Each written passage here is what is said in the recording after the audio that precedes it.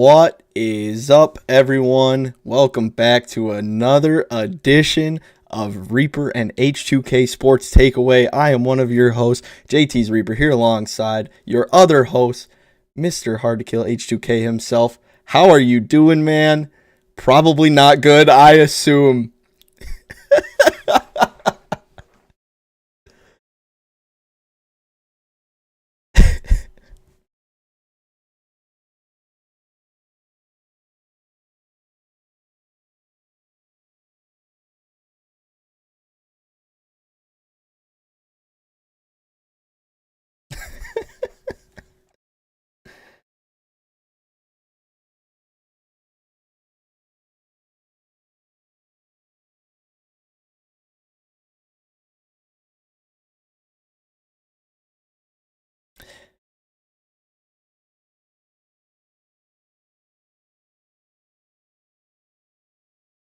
Oh, going after Vrabel.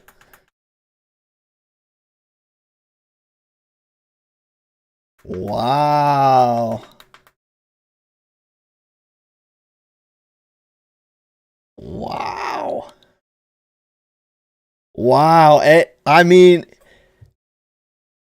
now here's the real thing though, is it possible even for Tennessee to go after one of those type of quarterbacks? Mainly just because I don't think you can get to that part of the draft. I don't think you can get up that high. Oh, hold on, we lost some. Oh, there we go.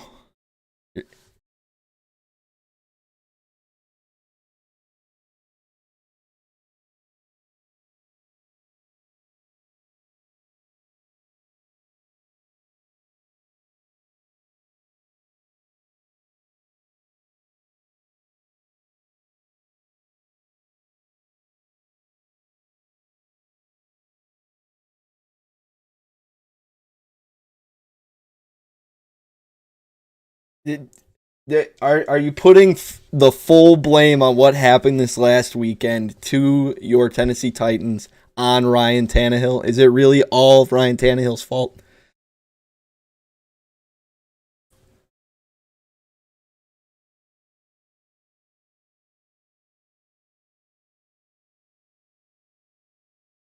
Yeah, I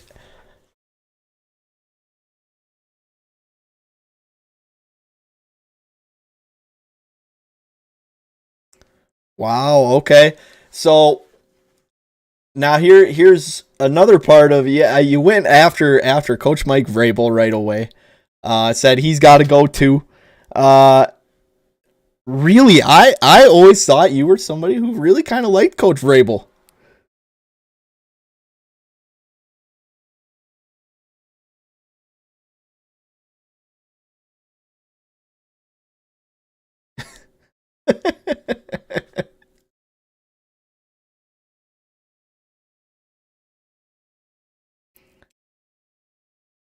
I feel it. Okay, so a whole rebuild. Now the only problem I see with, okay,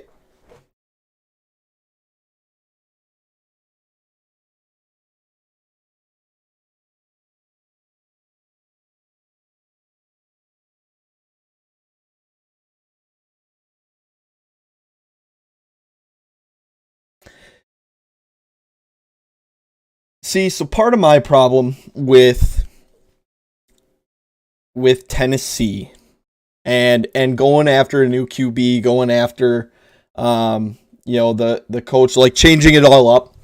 Uh, Part of my problem with that is this is really the first bit of success that team has seen in in a while, a long time. Uh, and yeah, yeah.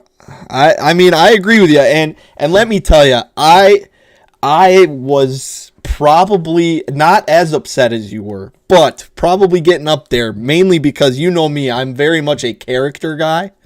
And when the Ravens were doing what they did, and Lamar Jackson runs off of the field at the end of the game without shaking a single player's hand, is talking to the media, saying, nah, this wasn't about me and Derrick Henry. This was all about me. All about me, Lamar Jackson winning the game.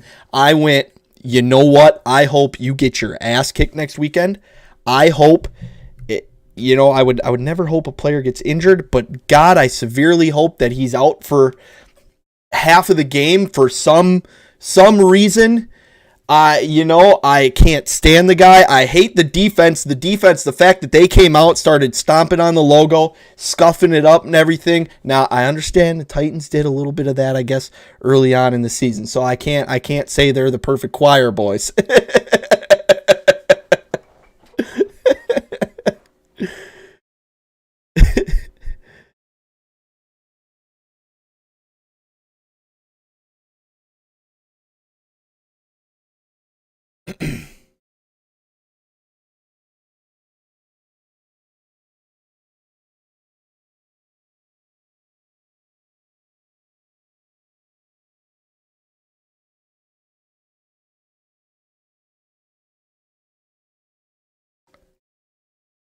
Okay.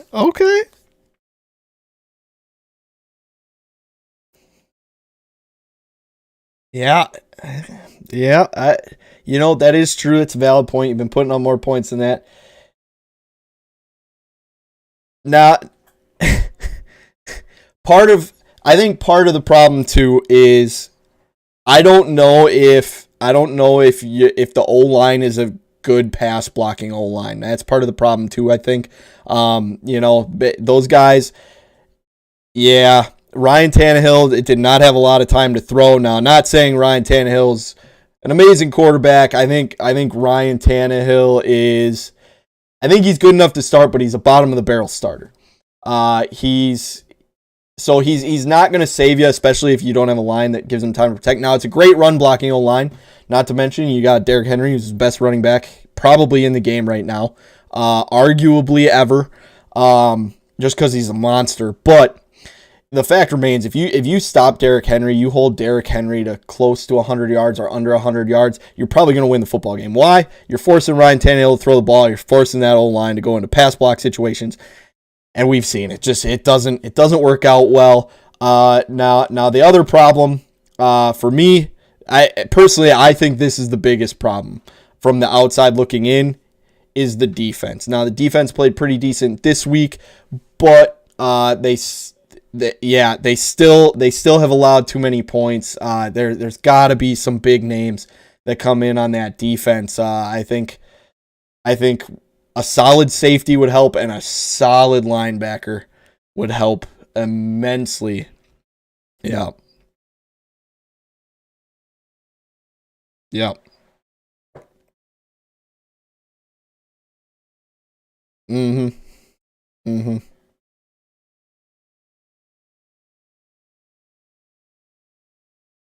Yeah. Somebody who can run a spy too, because Lamar ran all over the place. Uh, I've watched that happen a couple times this year where they let quarterbacks kind of run willy nilly. I mean, shoot, they let Rodgers get one to the sideline when they played a couple weeks ago. Where he ran damn near 50 yards just to pick up 10. It's so I think they need somebody who can spy. Be a little mobile in there. Yep. Yep. I think that would help out a lot. But yeah, H2K, I was very much looking forward to your your synopsis of the breakdown. Yeah.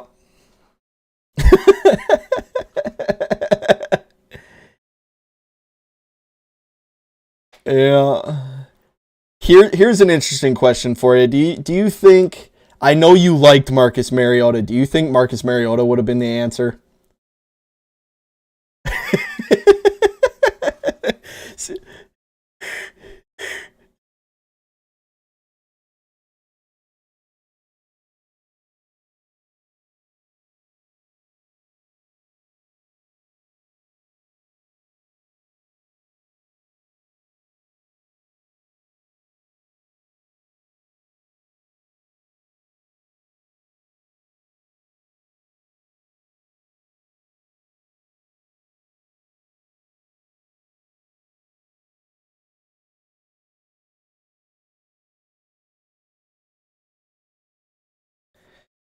see, I don't think he would have necessarily been the answer.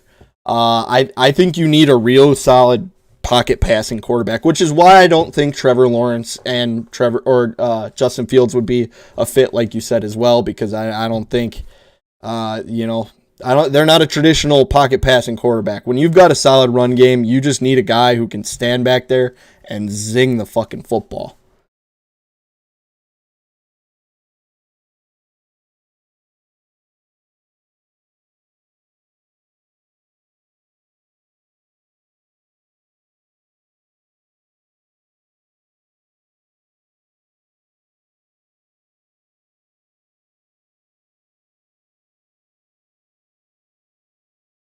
Yeah, true.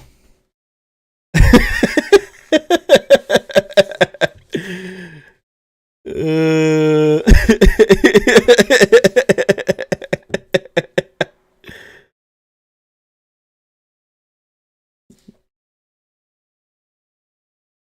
Alrighty. Well, let's move on to the next few games. Browns Steelers. The bronze is the bronze, dude. Oh, best. That was such a good game. When I tuned in, it was already 28-0, and I went, holy shit, it's still the first quarter. Oh, man.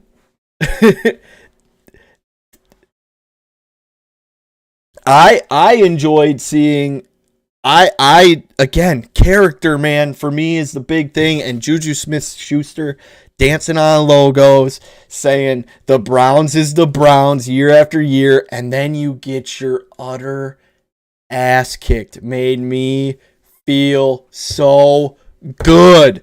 The whole thing, the Browns played well. Baker balled out. The receivers did their job. You had Jarvis, who was going off. Just Nick Chubb. Can we talk about how beastie Nick Chubb was?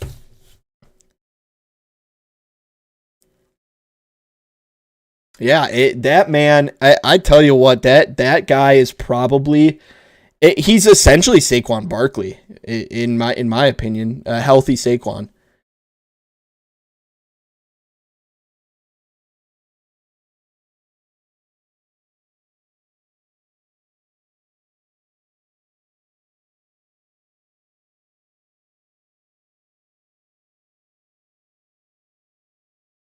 Mm-hmm.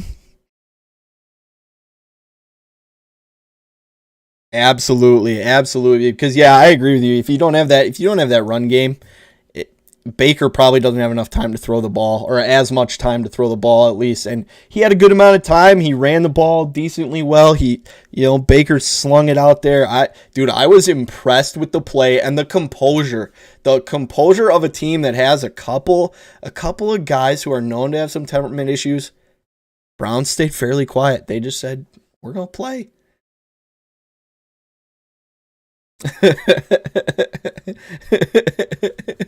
Yeah, that was beautiful. And then you got the Bills game, which I was kind of shocked at how close that game was.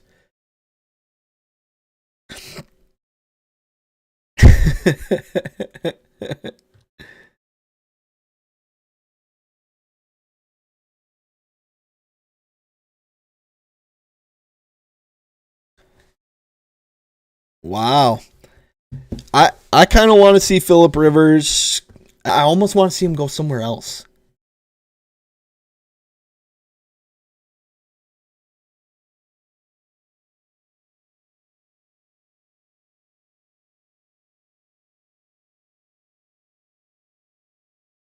Y- y-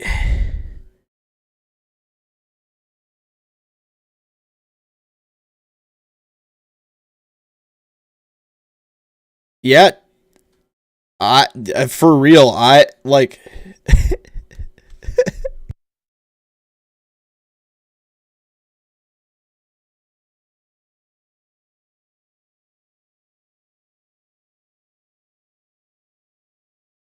Yeah, I totally.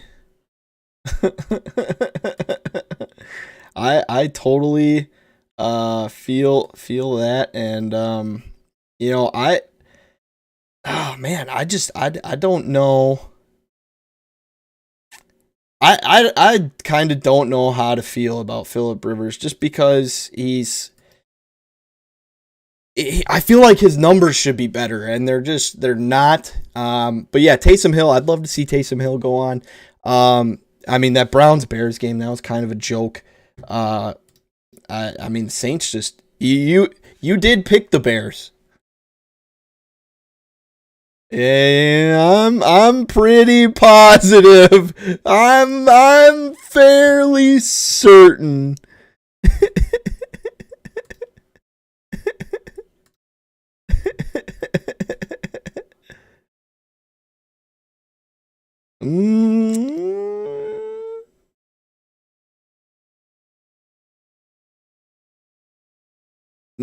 I picked the Browns.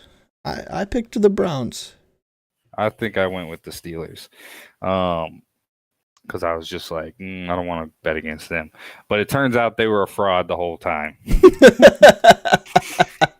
So, was that. But yeah, the Buffalo game was good.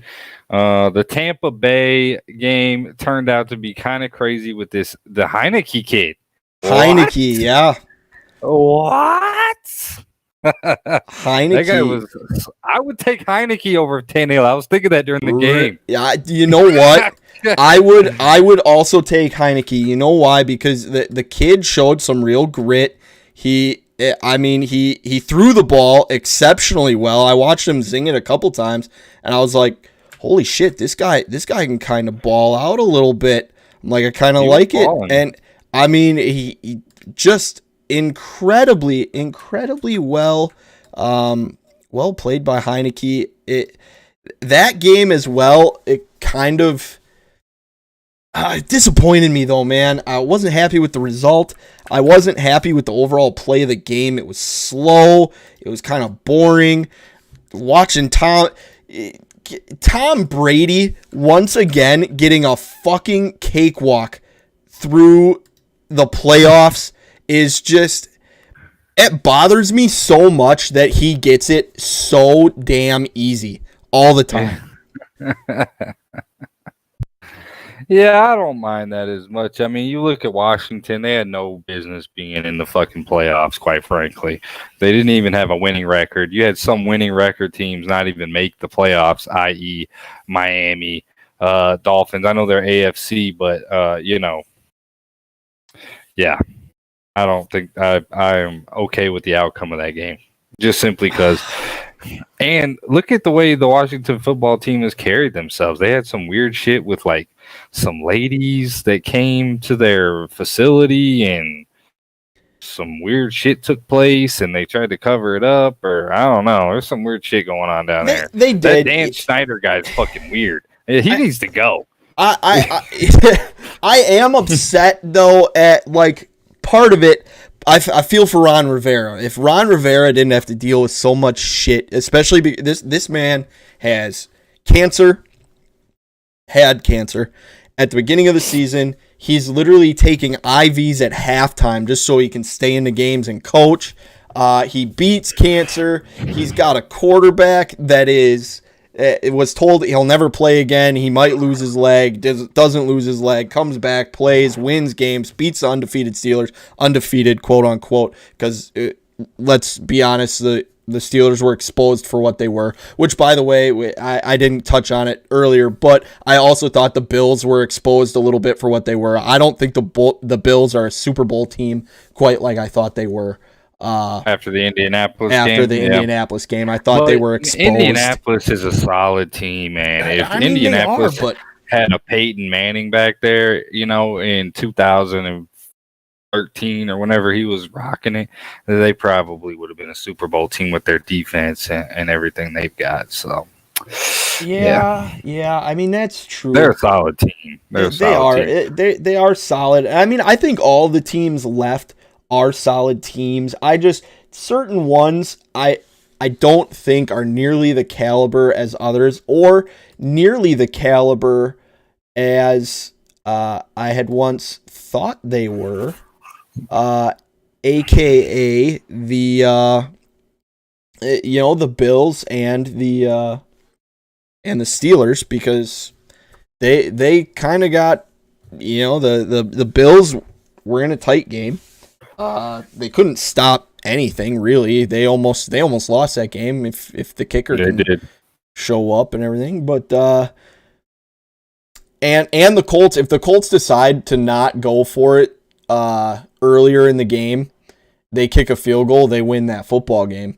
So I think the Bills got exposed a little bit. Their defense kind of let things down, and the Steelers weren't nearly what they were.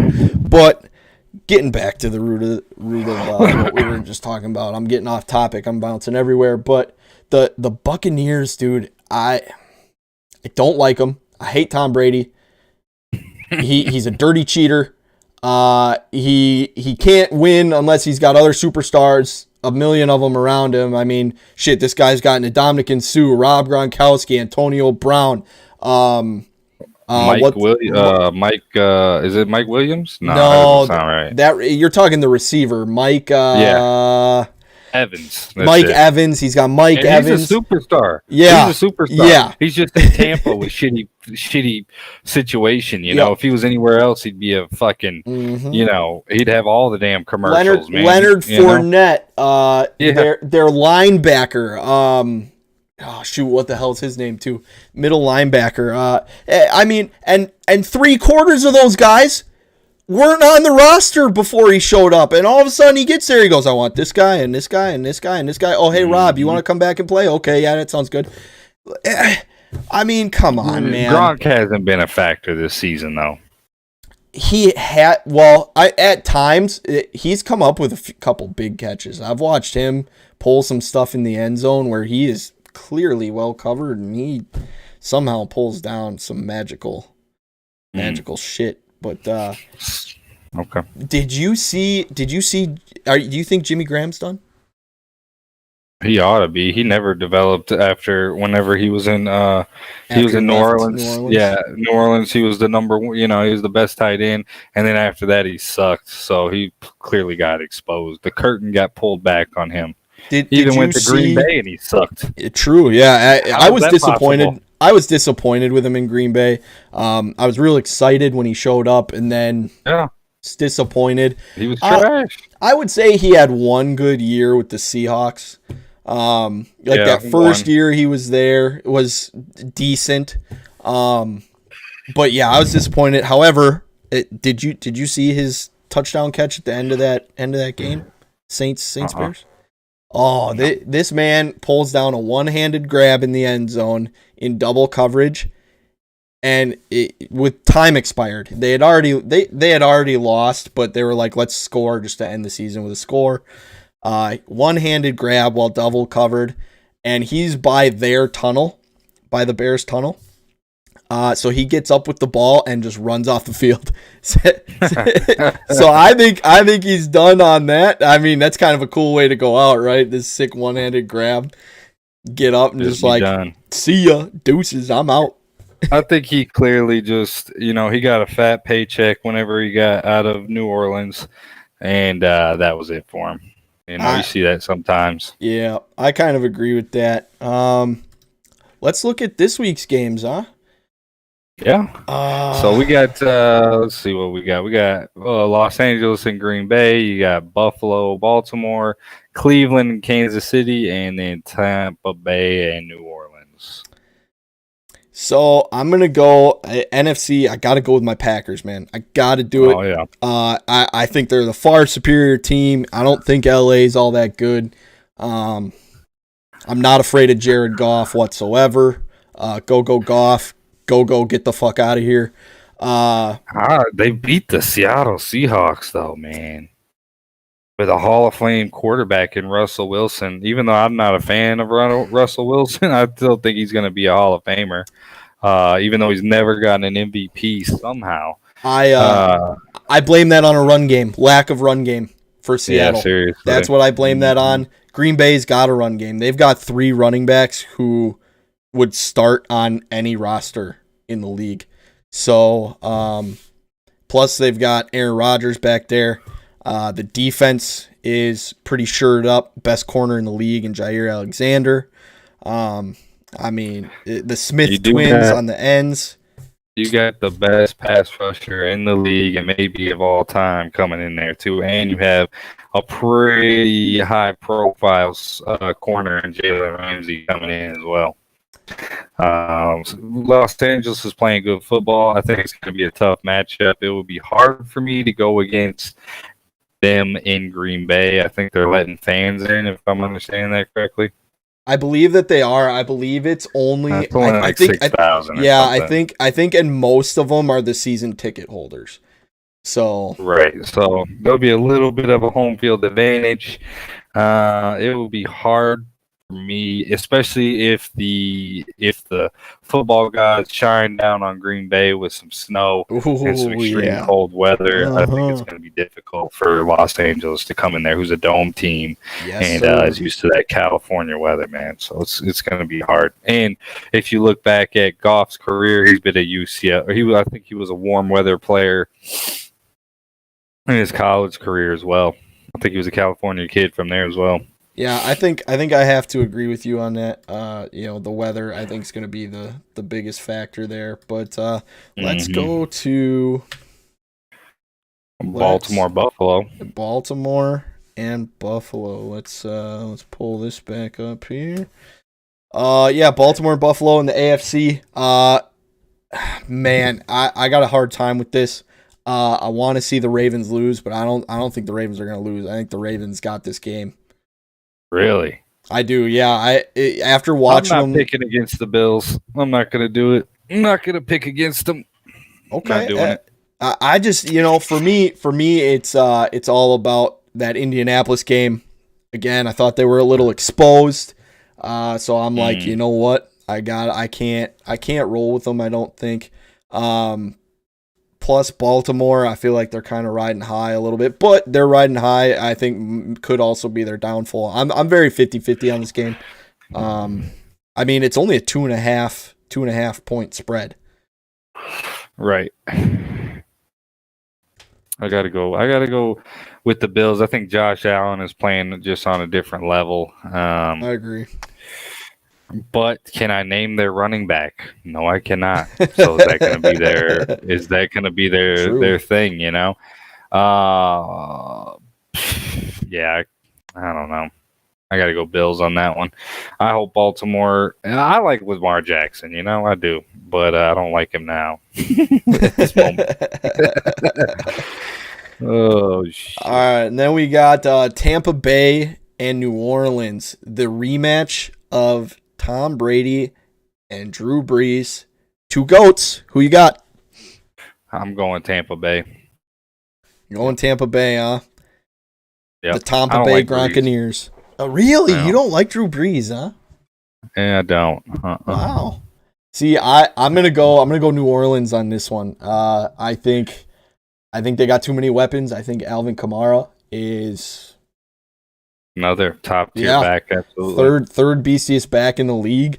I mean, he's an animal. He's also a pass catcher. You got Michael Thomas, who has probably the best hands I've ever seen, and he runs probably the best routes. And that's why Drew's been able to get him the ball so much, just because he's always open. He runs clean routes. Defense is pretty solid. Taysom Hill, and personally, I think I like Taysom Hill when he's the starter. I don't like Taysom Hill when he's coming in. Yeah, I don't mind using him as a utility of a receiver and running back. Don't put him at quarterback for stuff then. Like don't play him at quarterback in the game if Drew's playing the game, because if you've ever noticed, that's when Taysom's turnovers happen, is when they put him back at quarterback.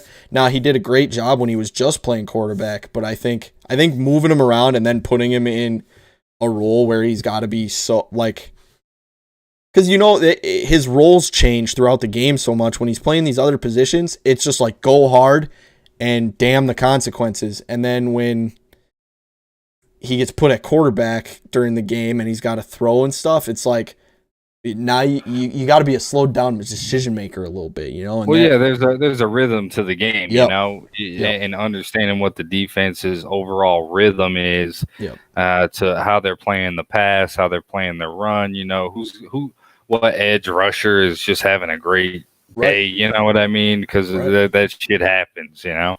But yeah, I got Tampa Bay in this one. I don't think that I just think Tom Brady has been here way too many times, and it's hard to pick against some postseason. The experience that they have is definitely tough to pick against. I don't know And you've seen New Orleans drop some major balls. Look at that Minnesota game, dude. I have, yeah. You know?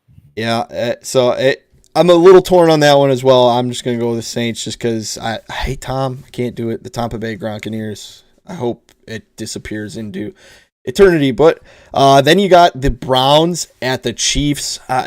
H2K.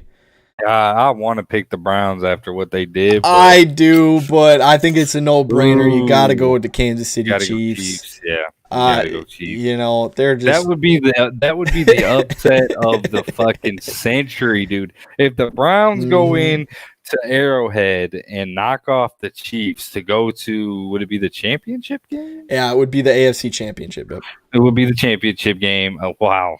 Yeah, wow. that would be incredible. I'd be jumping up and down. I'd be happy I was wrong by every measure of the word. But if I'm gambling and there's $100 grand on the line, I ain't putting it on the damn Browns. Yeah. I'll tell you that right now. They do have the biggest spread out of anybody at -9.5 for the Chiefs. Yeah, I don't think the Browns got a shot in hell here. I think Kansas City's just too good. Yeah, good, Travis Kelce too, man.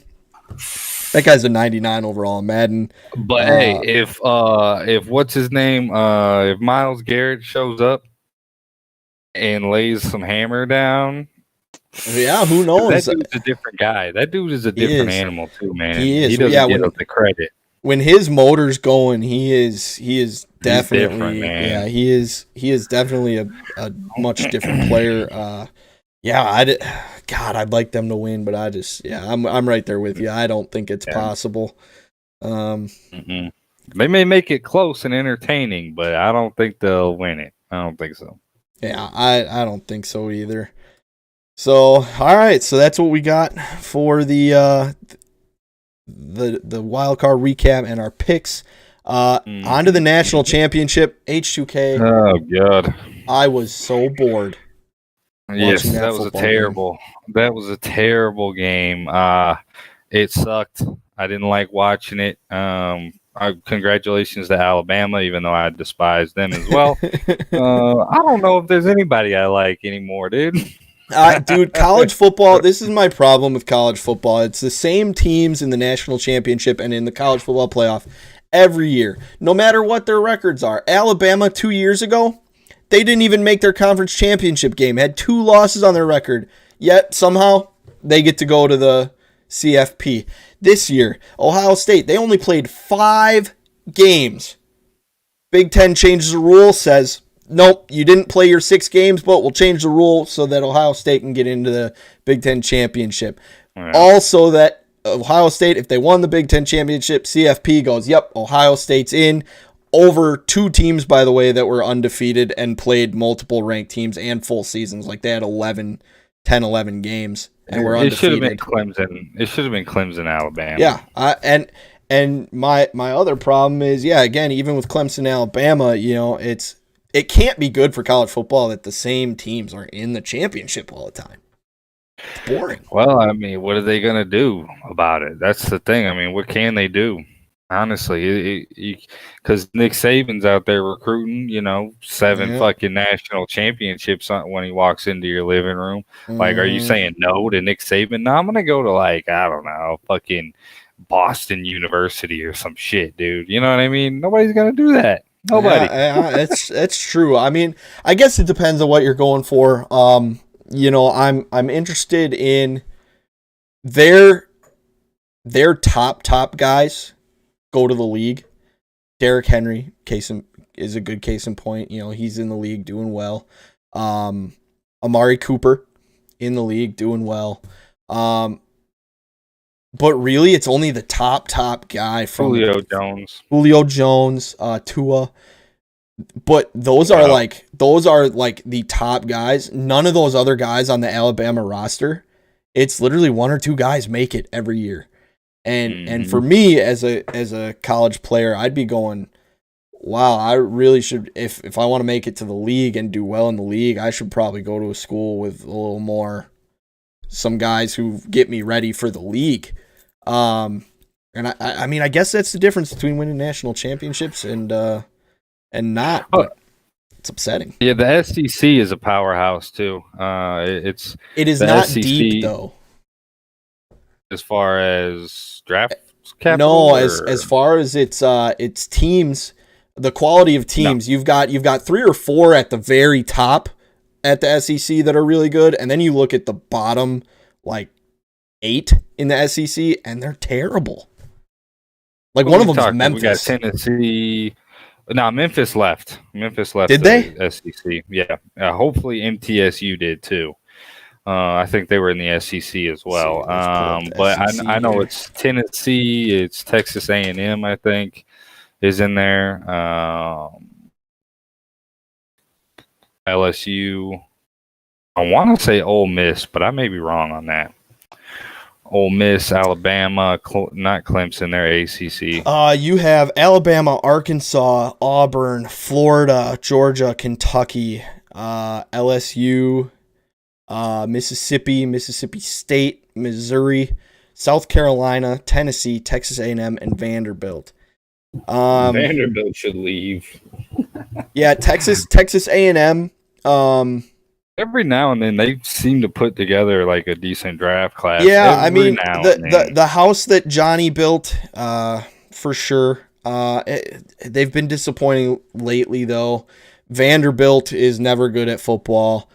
Tennessee, they really haven't been relevant since Peyton Manning was there. Man, yeah. Philip Fulmer left, man. Yeah, South Carolina was never really prominent. Missouri is never really prominent. Mississippi State's never really prominent. Ole Miss once in a while is good, but as of late, not really. LSU's good. Look who came out of Ole Miss these last couple years. You had DK Metcalf and AJ Brown both came out of Ole Miss. That's true. That's true. The amount of draft capital, probably top tier picks that came out of the SEC, I would say that the top 5 have all been out of the SEC, most likely. I'd be interested to look at that. That might be something for us to cover in next week's show. Is as we talk NFL draft and that's always an exciting. Talk some draft capital. Yeah, exactly. The playoffs are always fun, but it always signals that the NFL season is over, and that always sucks. That is true. So, that is very true. Just overall though, boring game.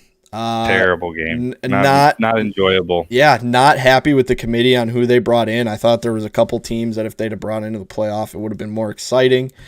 It just or was Alabama just that good? Because they pretty much just slowly beat the shit out of them. Well, I mean, Devontae, man, that guy. That guy's. It'll be interesting to see what he does at the next level. He had like 150 yards in the first half. Mm-hmm. It's insane. And Ohio State usually has some solid defensive backs. They get a lot of defensive backs. Yeah. So I don't know. It's boring. Not super into it. I just think committee do a better job. Expand the playoff too. That would help. Expand the playoff. 8 teams. Make it 8 teams. Yeah, do it like the NFL, man. Yeah, winners of the Power 5 conferences automatically in, and then you've still got your committee for your 3 picks. 3 wild cards. Committee goes, okay, you, and you. Yep. That's it. I agree. All right. Yep. Not much to say about that game. Yeah, that was snooze fest. Yeah. Well, agreed. Now we move on. Today is NHL opening day. Pretty excited. And nobody knows about it. That's kind of true, actually. Yeah, I think it's getting very much overlooked. It's getting so overlooked, man. And I don't know why people. I don't even watch it. And the thing is, there's so much that goes into hockey. You have to be on fucking skates. You have to be fast. You need to be able to take a fucking hit. You need to be able to follow a small fucking puck around white ice. And then you need to fucking, be able to take hits and put hits. And you need to be able to fight. So I don't know why nobody watches it. I don't know why I don't like watching it. And I don't know why the majority of the American public doesn't, because they haven't put an NHL game in a top position in a long time. And they have some classic things like, they go outside and do that on the pond play, Mm-hmm. Yeah. And, they need to reintroduce the Mighty Ducks. They need to remake of that shit or something. I don't know. I don't know why I don't watch it.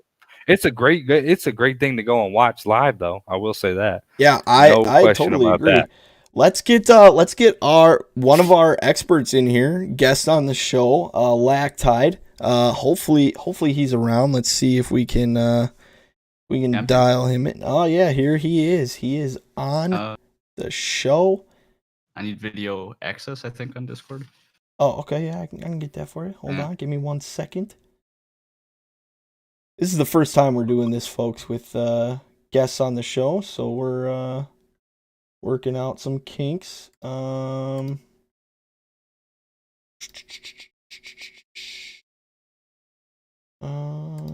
Edit channel, permissions.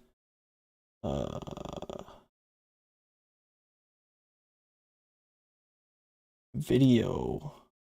Save changes. That should work, I would think. There we go. I do have permission now. There it is. All right, let's swap over, get Mr. Lactide in here. Oh, we gotta fix that. Lactide, how you doing? I'm doing pretty good. Thank you for having me on the show, guys. Yeah, hey, thanks for coming on, man. We appreciate it. We appreciate your expertise. How you doing, man? I'm doing pretty good. It's good to see both of you guys. Reeves, I haven't talked to you in a while, so it's good to see you, man. Yeah, man. Good to see you as well. You brought up a valid point that I actually didn't even know that the NHL was starting this week. It wasn't until you guys actually asked me to be on the show. Great! Our expert hockey analyst didn't even know that doesn't even hockey's live. Yeah. Well, the issue with it was that there was a lot of speculation going into the start of the season. Like, are they going to push it back? Are they going to do bubble cities? And so, for me, this is normally what happens. I wait till I pull up Google and it shows me scores, and I go, "Oh, that's when hockey season started." And it's like game 6, and I'm like, "Oh, I've missed 6 weeks of hockey." So. Normally that's what happens, but this year I happened to be on it first day. And will I say that I'm actually really glad I tuned in today because, oh my gosh, there's a lot of goaltenders that are new to the league, a lot of young goalies because a lot of the old guys are retiring or getting traded. And did you see the Blackhawks score that's going on right now? I have not. I'm assuming I probably don't want to know.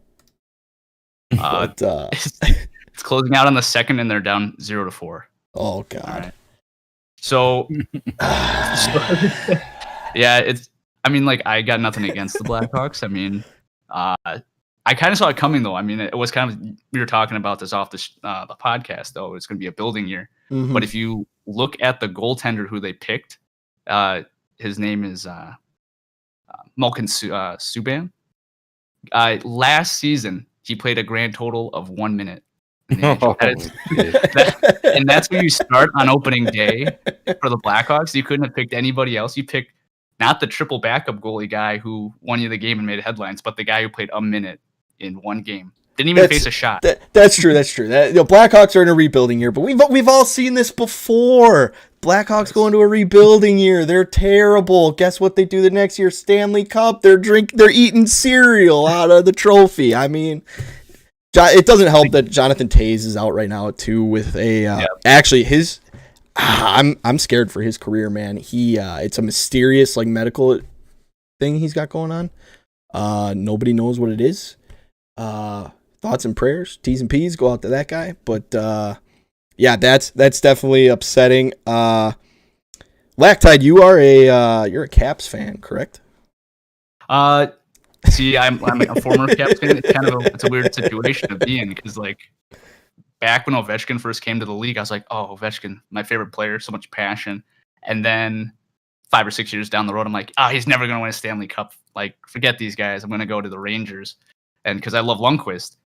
And then lo and behold, years later, they end up winning a cup, and Lundqvist is out without a cup. And I'm in a salty situation here. Do I continue to be a Rangers fan, or do I go back and like crawl my way for forgiveness back to the Capitals? Not quite sure. Yeah, it's tough. The old fair weather fan. Huh? yeah, exactly. Yeah, exactly. I would really like to talk about and get your perspective on why the American public at large, generally speaking, doesn't hold hockey at a high standard, such as a football or maybe even baseball, because the baseball still has the playoffs on channels that you can access via antenna, the 2 and the 3, the ABC or the Fox, they got in the World Series. What do you think that hockey needs to do to generate interest? Because I think if you look at the skill it takes, anybody can go outside and throw a football. You know what I mean? And put on a jersey and some pads. Now, you can't play in the NFL, but a lot of people can't hop onto ice and start skating around. Yeah. You know what I'm saying? Yeah, I get what you're saying. So there's a skill there, but how can they package it in a way? I think they need to bring the fighting back, and they need to let the hitting be a lot more severe. Because the American people love blood, baby. Yeah, and I think in those early 80s days of the NHL, that's where a lot of people got the idea that hockey's all about fighting. And I think it's more of a passion thing. Like, if you're really that passionate about the sport, you want to fight for it. And more recently, the NHL has been going away from fighting, and fighting's been reduced dramatically in the last couple of years. And I think a big part of that is you have players who really don't necessarily, I don't want to say don't care, but they would rather have better stats. They'd rather outperform, have better deals, have their face look somewhat decent, for all the advertisements. I think hockey no longer, I'm not saying that the grit's not there. I think the grinder class, the enforcers, they're getting phased out because the game's becoming much more faster, And I think that also goes hand to hand with the issue that I think the American public has, is that this idea, this perception of hockey is a rough, aggressive sport that allows fighting, when people don't see that, or they don't see massive scoring, they lose interest, and they don't understand the rules because the rules are kind of complex. They are complex. They need to be, well, what I was thinking, sorry to interrupt you there on your point. What about some sort of documentary, something like a Hard Knocks, because football has done that, and to kind of bring hockey in the back doors of hockey, to understand what it's like during a season. Because I got to think, these guys are getting messed up. There's on these thin blades running around, getting smacked around.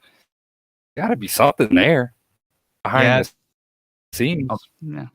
Yeah. I think one of the things, especially for stuff like that, I mean, a lot of teams now have, I personally think it's just they don't have the budget to make a documentary. If you think about it, the money and processing that goes into it. The NHL this year had to rename its divisions because they could barely afford to keep Metropolitan Division. They were speculating going to Honda and stuff like that just in order to get money, because the NHL has been hemorrhaging for so long. I didn't know that. Did you? I don't know if you guys have ever watched international hockey, but in the European leagues, it's like a free sticker night. There's just whoever can put their logo on the jerseys gets their logo on there. They've got 20 different stickers on them. Oh yeah, so it's kind of like international basketball. It's kind of, they do the same thing. They got advertisements. Soccer does that a lot, right? Yeah, but you get one big Samsung logo or something, and normally that's about it. I guess that's true. Yeah. But I don't know. I think that hockey needs to be. I mean, baseball's in the same situation. I just think that baseball has a little bit more equity in far as their merchandise is concerned, vis-a-vis hats and jerseys, because a lot of popular pop culture icons wear this stuff. People ain't, they ain't wearing hockey shit. You know what I mean? Well, there's a gang in California that wears like they're called the Kings, and they wear the LA Kings jerseys. Right.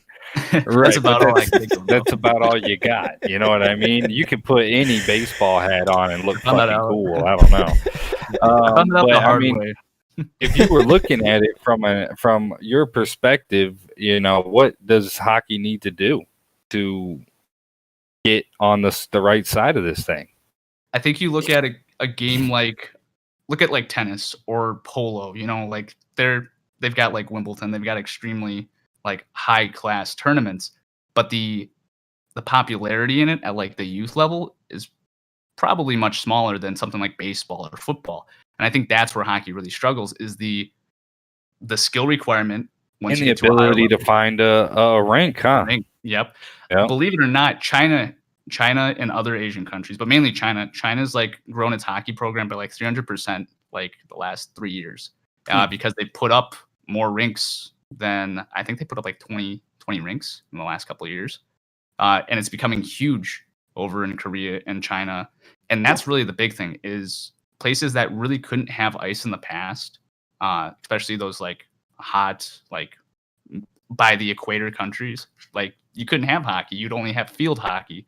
So now that synthetic ice is an option and it performs just as well, it holds up better and doesn't need to be like treated like so cold as like a facility here in like Wisconsin. It allows you to have more access and more rinks for the youth programs and for you to feed it in. And I think that's really what hockey needed, was more kids at the youth level. The bigger your youth program is, the more popular the sport's going to be, because eventually everyone tapers off, Yeah.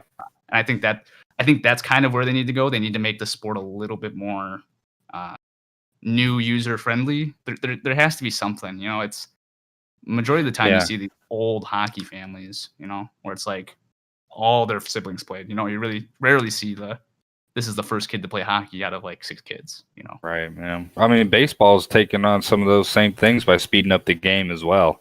And I don't think that's hockey's problem, speeding up the game, because it's pretty quick as it is. But, there needs to be some sort of rule or stipulation. I don't know, man. Maybe, bring back the fighting or something, dude.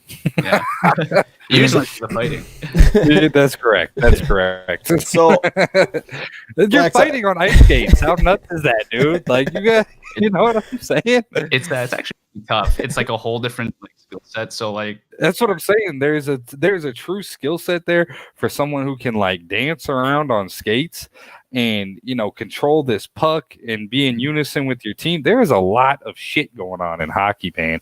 And I just don't understand why those skills, are not, it needs to be represented in the proper way and packaged and marketed correctly. I think until you get on the ice and you skate around, I think a lot of people don't understand how difficult the sport is. And I cracked my fucking head.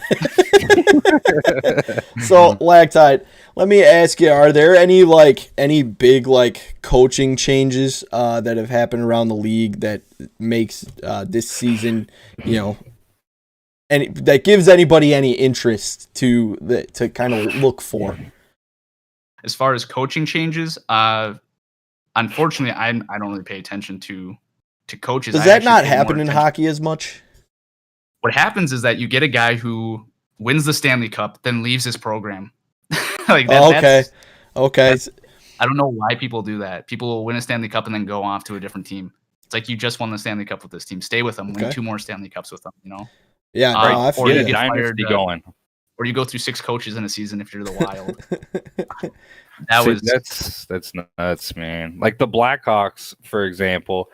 Reaper, people know the Blackhawks. They know that's hockey when they see the jersey. Or did they remove the Indian guy? No, it's still there. I got it right here. Nice. Yeah, no, they still got it. That's identifiable. Yeah, I don't know why, but it definitely is. It's one of those things. Maybe that's what they need to work on with. I believe, and Lactite would know this better than I do, but I believe the New York Rangers are in a similar thing. You see a lot of Rangers jerseys and things everywhere. Yeah, right there. Yeah, I mean, I think that one's pretty up there. Lactite, if you had to pick your favorite team just out of the gate based on personnel, the team, everything, for a way too early Stanley Cup? Who you got? Well, I have a feeling I know who's going to be in the Stanley Cup, but there's a team that I would have liked. It would have been the Capitals this year because they would have acquired Henrik Lundqvist, who's my favorite goaltender. But he's out with open heart surgery, so now they're replacing him with this Ilya guy. Ilya's what the heck? I wrote it down because I could never pronounce his name. I was like, what the heck? Oh, Ilya Samsonov. Okay. Rookie, kind of a younger player. He's not really a rookie anymore, but he was kind of a rookie a couple years ago. But he's really young in the program. And for me, that's where I really pay attention. I really pay attention to prospect goaltenders and stuff like that. Because as a defenseman, when I play, the goalie is always who bails you out. Like, you get burned at the blue line, and you're like, oh, and the goalie will make amazing save, and you're like, yeah, he had it. You know, or he gets dangled and just looks awful, and your coach yells at you because you're like, why'd you leave him alone? I'm like, so if they're not your pick, who do you got? I think the Tampa Bay Lightnings. Yeah, that's who I was gonna say as well. Tampa Bay. I mean, you've got one of the best goaltenders in the league. I mean, look at the guy's stats. I mean, he's been fantastic. But the issue is that if you're Tampa Bay, you lost. Oh my gosh, you lost someone in the offseason. Man, I'm blanking on his name. Once again, I had to write it down because I can never pronounce these guys' names. You know, all these foreign guys, I swear, all the time. Like, no, I'm sorry. I was very unprepared for this. That's all right, man. But Tampa Bay, I mean, they've been very successful the last few years. They're so good. They've got talent out the wazoo. I think they're tough to beat. I kind of like, you don't hear about them a lot. I kind of like the Avalanche.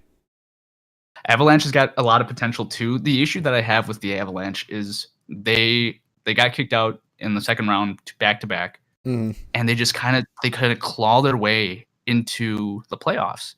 And obviously, if you're barely making it in the playoffs, the first team you play is kind of rough, and then after that's still a pretty good team. That's their problem. Is they kind of struggle in consistency during the regular season, and then they kind of clean it up. They go through like these bouts of like being horrible, and you're like, is this even a team that we should be watching? And then they surprise you next week. It's like a coin toss every time, and that's my one issue with the Avalanche is consistency in the actual season. Yeah, I can see that. That's definitely probably their biggest downfall. Like you said, 100% agree. God, the Lightning are just so good. Avalanche, they're getting there. You really think even with Lundqvist, you don't think Ovi can do it again? I think Ovi and the Caps are like a top 5 team for sure. I think here's the other thing. So one of the things that the Capitals struggled with last season was defense. They really didn't have great defensive pairings. There wasn't really good synergy there. Well, Zdeno Chara just got acquired for dirt cheap because he left the Bruins because the Bruins wouldn't start him. This guy is like ancient, mind you. I mean, he's pretty up there. So, I mean, like the fact that he wants to start is kind of not surprising because he's like their captain, but the fact that he would leave because he's not starting was kind of surprising to me since he was a lifetime Bruin. So acquiring Zdeno Chara really helps out the Capitals that way. You've got a pretty good goaltender in net. Kid's got a lot of potential. He overcommits. He is really athletic. He's really good in the crease, but if he overcommits, he's really bad outside the crease. And that's where he really struggles. And having Chara there might be able to keep him from having to overcommit because of lack of defense. Normally, if you have an aggressive goaltender, it's because your defense aren't clearing the crease or clearing the front of your net. So your goaltender will have to be aggressive to cut off that pass across the crease, the pass across the crease. So by pressing out, you cut off that angle. But having someone as tall and big as Chara, that allows him to sit back and really see the play out. And hopefully that helps him out. But we'll see. Other than that, you've got Ovechkin. Ovechkin puts up quite a bit of numbers as far as that goes. Backstrom, obviously, you've got a lot of goal scorer potential there. But really, the big thing that they're going to struggle in is their defensive pairings. Who do you put with Chara? Who works well with him? You know, who do you set up in a Chara setup? Do you have Chara take the shot? Do you have Chara just be there for pressure? Like, there's a lot of things that go on in defensive pairings. So if you have two offensive defensemen, like you have two guys who can shoot, you have one guy who can pass better than the other, and you'll try to set them up, especially for power plays. And that's kind of the issue, is that you have a completely mixed roster of defensemen right now of all skill level. So they got to kind of figure out what they want to do with it. Hockey's a mess. It's so complex. That's the one thing I think that is really hard with hockey, is that, like, you know, like in football, the quarterback throws the ball, he tells the play. In hockey, Yeah, but there's 10 other things going on in there in that particular moment, though. The offensive line, the protection, understanding the gap control, who's coming up A gap, who's coming up B gap, who's blitzing, all that stuff. So there's a lot going on, but you don't need to know that to understand what's going on. Yeah. So, you know what I mean? I understand the basic concept of it, which is get the black fucking puck in that other guy's net. You know what I mean? But yeah, you need to have a little bit deeper knowledge, and it needs to be more, the language needs to be more, because the red zone and the crease, they sound similar. They don't sound similar, but they're the same. It sounds like the same principle, if that makes sense. Yeah, and I mean, there's rules like that. Icing had a new adjustment this year, or last season, I think it was, where if you ice the puck, which is where, to explain it to you, so the red line in the middle, if you're on your defensive side and you dump it over that, all the way down the ice, it's called icing, and they bring it back to your zone for a face-off because it prevents you from delaying the game. They made a rule now that the team who ices can't change their players, because people would ice to change players. Change it up! Yeah, so now it's an incentive not to ice the puck and continue play, even if you're tired. Right. And that I kind of like, but at the same time, it kind of sucks, because that's been a thing in hockey forever, like a way to change your lines, hasn't it? Like, that's never been not being able to change on an ice hasn't been a thing ever, right? Yeah, it's like the last season. I think it was last season they implemented it. It's a very new rule, and I was very surprised by it, because I was playing NHL online, and I went to go ice the puck because my guys were dead, and it's like, oh, the new rule. I'm like, what type of rule is this? I'm like, I get this. So hard to keep up with the rules sometimes, especially like if a guy steps in the crease, the blue crease in front of the goalie's net. Like, if a guy steps in it, but like the shot's not taken, and then he steps out, like, it's fine. But if like he steps into it, shot's taken, it's fine if he doesn't touch the goalie. Like, there's weird rules like that. Like, and so what happens if you violate that rule inside of the crease? If there is a rule that's violated, what happens? The face off?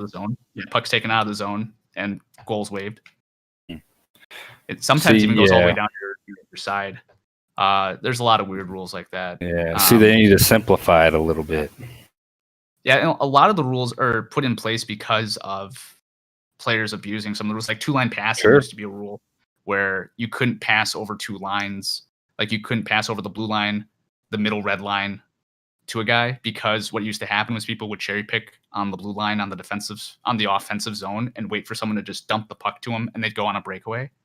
And they're like, that's cheesy. It's called cherry picking. Yeah. But people like that. People like the breakaways. People like that excitement, And that's one of the things I think also hockey has done really well, is they've reduced goalie pad sizes. They've opened the nets. They're making it a higher scoring game. Because I remember hockey games at max having 2-1, maybe 3-2. Now you're looking at games and it's the second period and you're up 0-4. Like, it's. Yeah. See, the Mighty Ducks never went over any of that, man. No. As a hockey fan, I really dislike the Mighty Ducks. What? As a hunter, I really didn't like the Mighty Ducks. Whatever, dude. Yeah, dude, the way he blows on that, the coach blows on that duck call, dude, is not correct at all. That is not how that should sound. That's not how a duck sounds. Sorry to break it to all you kids out there. It's not how a fucking duck sounds. Movie's trash. Yeah, whatever, man. It's a great fucking series. You bunch of bastards. Which one was your favorite, Reeves? Oh, I see the D3 guy. It's not D1. It might be D2 when they went to the Olympic thing. Oh, geez. D3 is still good too. D3 when they're in college or whatever it is. Yeah, that's a good one too. I just like that there's the team that all black right in the beginning, and they just like whip the shit out of the guys. Yeah. Like just open ice check, and I'm like, ooh, like I got it. Well, the Bash Brothers, man, that was probably the best part of the damn movie. The figure skating person who like swung their like blade around. If I saw that in real life, I'd be like, yeah, you can have the puck all day. I'm not getting near that. Right, dude. Like, you could learn how to do that. You could literally be that guy. No, I've seen people try to do the knuckle puck, and I tell you that thing's not effective. Like that thing goes. Can't get enough speed on it. No, the puck. So what's weird is that depending on curve of your blade, if you cup it wrong, you don't know where that thing's going, and you could be scooping that thing into the bleachers and knocking out someone's grandmother. Like you don't know where it's going. There was a game I was playing, and I had a super deep mid curve, and I literally went to go bank it off the boards, but we were at an away rink, so the boards were lower, and I just kept on shooting it at this dude's mom like 3 times in a row. And it was so bad. I was like, oh my gosh, I'm not trying to kill that dude's mom, but she kept standing there. Keep standing there, you know, like going to a hockey game though is absolutely fun. Banging on the fucking boards, dude, the glass. Like it is in a great atmosphere and a great time to go to a live hockey game. That was my favorite sport to go to when I was in school at Stout. That was going to Stout hockey games. I mean, that was the best. Because you go to an NFL game, I mean, you are surprised at how much standing around there goes on. Yeah, kind of boring standing around in the NHL. Yeah, it is if you go to a live game. In an NHL game, though, them fuckers are flying the entire time, dude. I went to a Preds game, and that was man, what a great time, dude. Great time.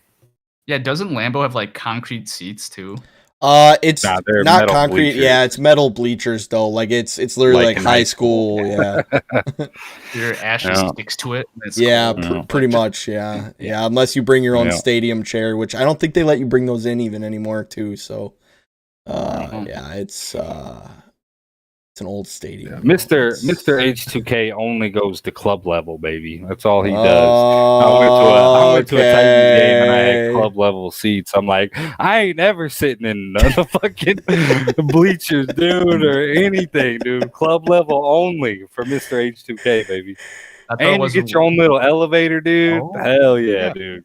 That's like the Johnson Controls thing. When me and Reaper went to the Brewers game. He's like, oh, your uncle's got the Wisconsin Control things. He's like, it's worth it. And so just go. I'm like, okay. I don't mind going to a ball game though and sitting in. I think you lose a little bit if you don't sit in the regular seats at a baseball game. I beg to differ. The drinks kept coming. Not only that, but you can't catch foul balls anymore. Yeah, they run. Most teams run mesh nets all the way down because too many people were getting hurt. Really? Part of the game. Too many players just taking too many steroids, man. Getting too strong, hitting that ball too fast. I think in hockey makes a little bit more sense because that thing's coming fast, and that thing. Yeah. I mean, I think it fuck you up. Baseballs are coming pretty quick too. I mean, they're coming at about 120 miles an hour off of the bat. Yeah, but it's also a white ball, versus a black puck in a dark arena. True. And it's circular too, so it ain't gonna fuck you up as bad as like that puck has. Yeah, it's like that puck. It's smaller and like it's more deadly, man. It seems like. I still think the most deadly sport, like playing object, is still the lacrosse ball to the ankle. I still think that's worse than the hockey puck, because that thing is it's a hockey puck but round and spongy and bounces like so like it bounces off the ball, your ankle, and then like rolls under your leg, and so you like trip on it too. So it's like double whammy. See, it's the worst. That hockey puck, I know what kind of damage it can do. It popped one of Mia Khalifa's breast implants one time. Yeah. Oh, I forget.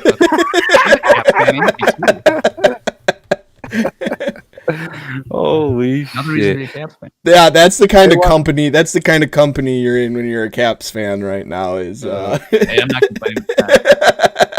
You have to. Quick question for you, Wisconsin. I'm not originally from Wisconsin, but I do plan on returning up there. What do you guys think about the change from Miller Park to Family Insurance Field? I'm gonna go ahead. I don't like it. Hate it. You got Miller Park. You got the fucking. You got It's Miller iconic, right down yeah. there. Yeah. It is. It's And you're the Brewers. You are literally named after the people making beer. Yeah. What do you think, Lacti? What are your thoughts? What are your thoughts? I was at work and I was like on LinkedIn, and so I'm like posting for our company, and I see this like American Family thing, and I'm like, oh, I'm like, that's stupid as fuck. So I start typing that, and then I'm like about to hit enter, then I realize it's got my company's logo in the corner. I'm like, oh, let's just not even comment on that. But Yeah, I it's was like, bad. I hate it. Don't like it. Yeah. I mean, it's too iconic. You got the damn brewery right there. You can go on the brewery tour, and you got a bunch of people are employed at Miller. I don't know, man. I don't like that at all. That's why I'm a Cardinals fan. Dude. Stadium's named Busch Stadium because that's where Busch beer, Busch They got Budweiser right there. Yeah, that's where it comes from. So we do things right. Lactide, I gotta thank you for coming on the show, man. Appreciate it. Yeah, Thank you so much. I had a lot of fun, guys. We appreciate having you on. We'll have to get you back on for some more hockey talk later in the season. Maybe after the first month or so of the season, get a little report on how things are doing, how things are going, how bad the Caps are sucking, how great the Blackhawks are doing. I mean, that's just it's the way she goes. What I said so stupid. He doesn't even have a response for me. Lactide. Again. Yeah. Oh no, I didn't know you wanted me to say something. Yeah, I was just blown away by it. I can't believe you think they have a shot. I mean, second period, you guys have a goaltender who's played now probably a grand total of 31 minutes, and he's let in 4 goals. So hey, his save percentage is not that great. Last year, a Zamboni driver won a game, so I don't know what to tell you. Dude, that Zamboni driver is probably just going, I'm available this day. Lactide, dude, again, honestly. Thank you, buddy. Appreciate it. We'll have to have you back on again. Yes, sir. Enjoy Thank it, you, guys. man. Thank you. All righty. All right. Well, I think that puts another one in the books. What do you think? It does.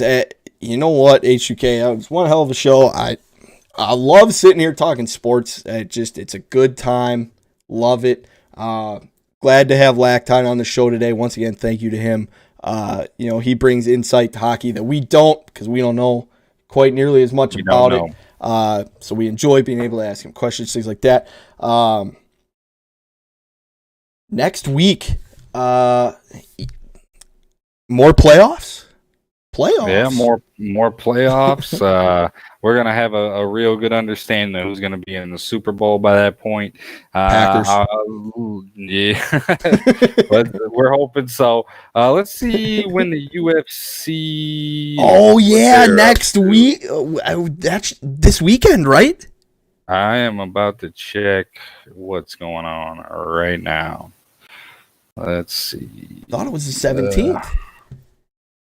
I want to say, what the hell is going on here? Oh, I got to accept some cookies. Okay. Events. Here we go. Let's see what we got. So on the 16th, we got Holloway and Qatar.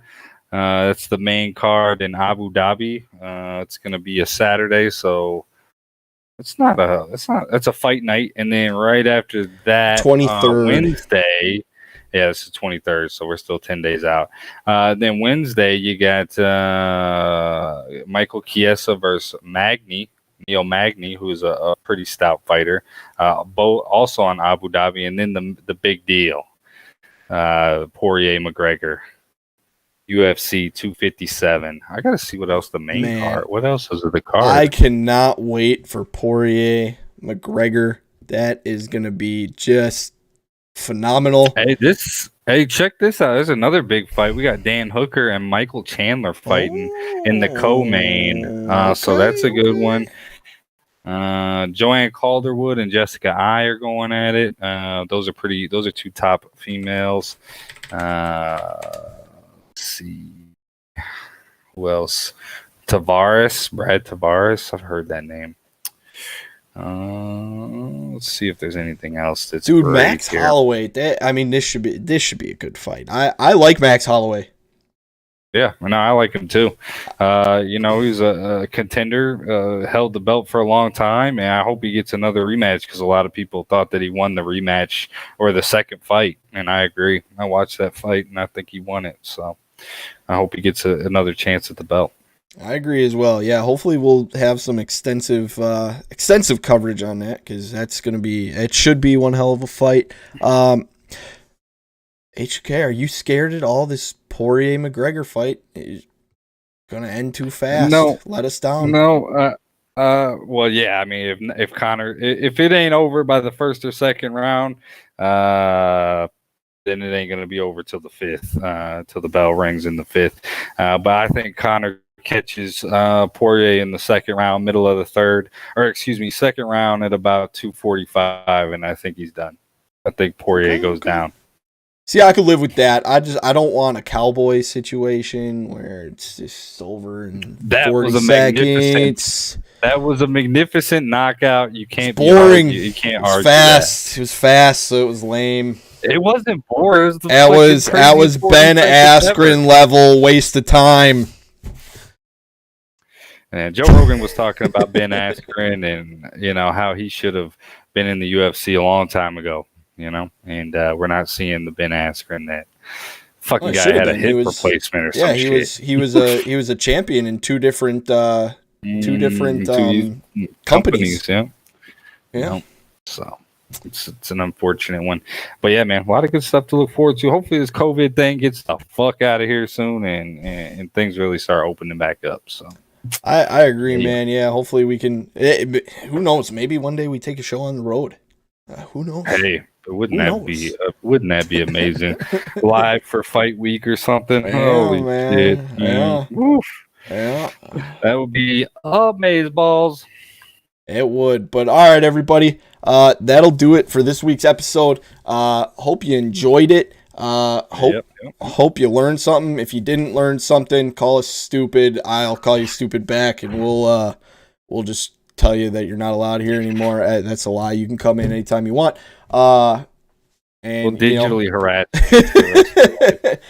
Come in here, talk smack with us. Tell Lactide that the Caps are no good. Tell H2K that Titans out of the playoffs. They're no good. My team seem to be the only ones who know what they're doing. Always in championship contention. Yeah, but guys, remember to like, subscribe, give us those thumbs up, comment down below. We will read the comments, and we will interact with you. We'll even bring you on the show, if you've got some interesting topics to talk about. If you don't have interesting topics to talk about, then you'll know why you weren't asked on the show. Because you are, in other words, a dum-dum. But that'll do it for us this week, guys. Once again, I'm JT's Reaper. You can find me on Twitch TV /JT's Reaper. This is Mr. H2K. You can find him here on YouTube. Are you hard to kill on YouTube, or are you just H2K on YouTube? I don't fucking know anymore. But that'll do it for us this week, guys. We will catch you